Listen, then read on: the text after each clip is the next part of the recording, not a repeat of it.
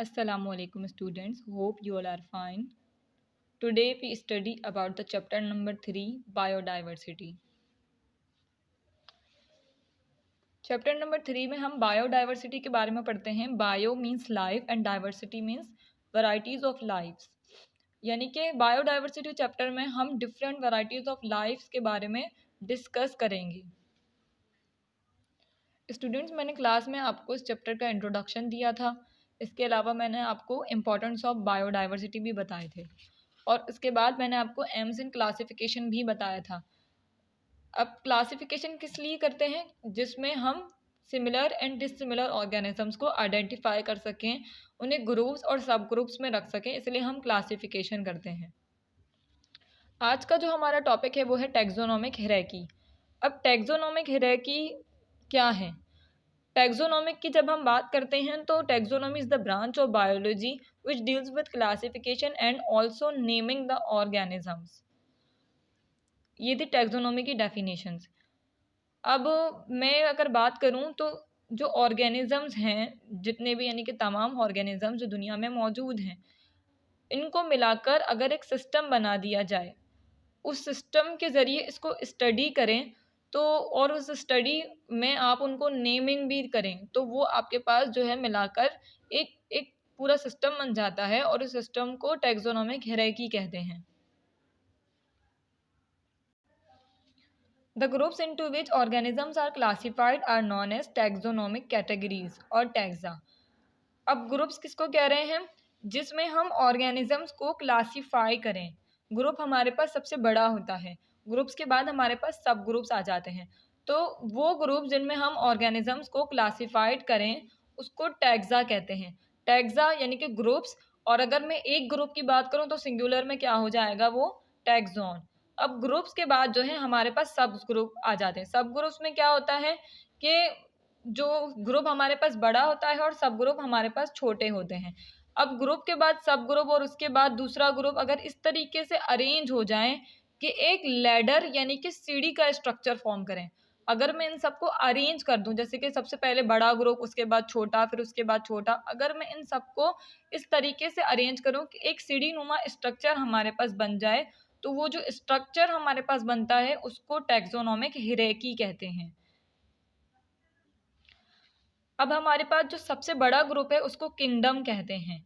Kingdom जो है हमारे पास सबसे बड़ा ग्रुप होता है और हमारे पास टोटल कितने किंगडम्स हैं? 5 किंगडम्स हैं. Kingdom is the largest taxon. और इसके बाद हम स्पीशी की बात करते हैं तो स्पीशी इज द स्मॉलेस्ट या बेसिक यूनिट ऑफ क्लासिफिकेशन. ये सबसे छोटा ग्रुप होता है जिसको हम स्पीशीज कहते हैं. तो species is the smallest taxon. अब मैं किंगडम की बात करती हूँ. Kingdom is the largest taxon. उसके बाद फाइलम आ जाता है. तो फाइलम क्या है? Group of related classes. जब क्लासेस मिलती हैं तो हमारे पास क्या बन जाते हैं? फाइलम. और अब मैं अगर क्लास की बात करूं तो क्लास हमारे पास क्या है? Group of related orders. जब बहुत से ऑर्डर्स मिलते हैं तो हमारे पास क्या बन जाता है? क्लास बन जाता है. अब मैं ऑर्डर की बात करूं तो order group of related families. Family नहीं, फैमिलीज. जब बहुत सी फैमिलीज बनती हैं तो हमारे पास क्या बनाती हैं? ऑर्डर. और अगर मैं फैमिलीज की बात करूं तो group of related genera. Genus का क्या होगा? प्लूरल. जेनरा. तो बहुत से जेनरा जब मिलते हैं तो हमारे पास फैमिली जनरेट होती है, फैमिली बनती है. अगर मैं जीनस की बात करूं तो ग्रुप ऑफ रिलेटेड स्पीशीज. बहुत सी स्पीशीज जब मिलती हैं तो हमारे पास क्या बनाती हैं? जीनस बनाती हैं. और अगर मैं स्पीशी को बताऊं तो species are the smallest taxonomic unit. इसके बाद कुछ नहीं बनता. इस ये बेसिक यूनिट ही यही होता है. तो species is the basic unit of classification. Species में क्या आ जाती हैं? सिमिलर ऑर्गेनिज्म आ जाती हैं. जब सिमिलर ऑर्गेनिजम्स कंबाइन होते हैं तो हमारे पास स्पीशी बनती है. इसी तरीके से जब अगर मैं नीचे से चलूँ तो स्पीशीज़ मिलके क्या बनाते हैं? जीनस बनाते हैं यानी कि जेनेरा बनाते हैं. और डिफरेंट यानी कि जेनेरा मिलके फैमिली बनाते हैं. फैमिलीज़ मिलकर ऑर्डर बनाती हैं और ऑर्डर्स मिलकर क्या बनाते हैं? क्लास बनाते हैं. और क्लासेस मिलकर फाइलम बनाती हैं और फाइलम्स मिलकर क्या बनाते हैं? हमारे पास किंगडम. अब ये मैंने आपको जो डिस्क्राइब किया ये वो यूनिट ऑफ क्लासिफिकेशन थी. अब मैं सिंपल क्लासिफिकेशन ऑफ 2 ऑर्गेनिज्म आपको बताती हूँ। तो हमारे पास जो किंगडम है वो सबसे पहले ह्यूमन में अगर मैं आपको बताऊँ तो किंगडम हमारे पास एनिमेलिया आ जाता है। उसके बाद हमारे पास, क्योंकि हम एनिमल्स से बिलोंग करते हैं, उनमें मतलब हम में जो है एनिमल्स वाले करेक्टर्स हैं, तो हम किंगडम एनिमेलिया से बिलोंग करते हैं। फाइलम हमारे पास आ जाता है कॉर्डेट। कॉर्डेट क्यों कह रहे हैं? क्योंकि हमारे पास जो है रीढ़ की हड्डी मौजूद होती है, इसलिए हम कॉर्डेट में शुमार होते हैं। इसके बाद हमारे पास क्लास मेमेलिया आ जाती है। क्लास मेमेलिया क्यों कह रहे हैं? क्योंकि हम अपने ऑफस्प्रिंग बर्थ करते हैं। उसके बाद हमारे पास ऑर्डर प्राइमेट्स आ जाता है। फैमिली हमारे पास मोनिनिडी आ जाती है। क्यों आती है? क्योंकि हम किंगडम एनिमेलिया से बिलोंग करते हैं। जीनस जो है हमारा होमो हो जाता है और स्पीशीज हमारे पास सेपियंस कहलाती है।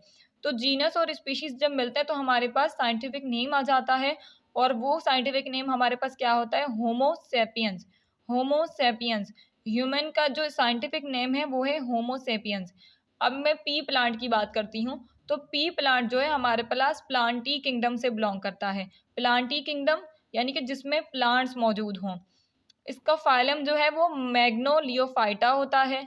क्लास इसकी मैग्नोलियोप्सिडा होता है, और ऑर्डर जो है इसका फेबेल्स है। अब प्लांट पी को क्यों यानी कि इन फाइलम और क्लास में रखा गया है? क्योंकि पी जो है वो डाइकोटिलीडन होता है। जब हम मटर का दाना देखते हैं तो वो हमारे पास डाइकोटिलीडन होता है। उसमें दो यानी कि दो सीड होते हैं जिसको हम बीच में से ब्रेक भी कर सकते हैं। तो पी हमारे पास जो है वो डाइकोटिलीडन में आ जाता है। तो अब मैं फैमिली की बात करती हूँ तो वो फेबेसी फैमिली से ताल्लुक़ रखते हैं, यानी कि पी की फैमिली को हम क्या कहेंगे? Fabaceae family. और जीनस जो है इसका पायसम है, और स्पीशीज़ इसका सेटिवम है। तो पी का हमारे पास जीनस और मतलब जीनस और स्पीशीज़ मिलकर साइंटिफिक नेम क्या बन जाता है? पायसम सेटिवम। तो ये हमारे पास पी की क्लासिफिकेशन हो गई, ये हमारे पास ह्यूमन की क्लासिफिकेशन हो गई। तो ये हमारे पास जो है आज का टॉपिक टैक्सोनॉमिक हियरार्की है, और ये आज का टॉपिक हमारा जो है वो एंड हो जाता है। आपने जो है ये काम अपनी कॉपी में नोट डाउन करना है, और आपकी आज की लर्निंग डायरी भी यही है। Wish you all the best. अल्लाह हाफिज़।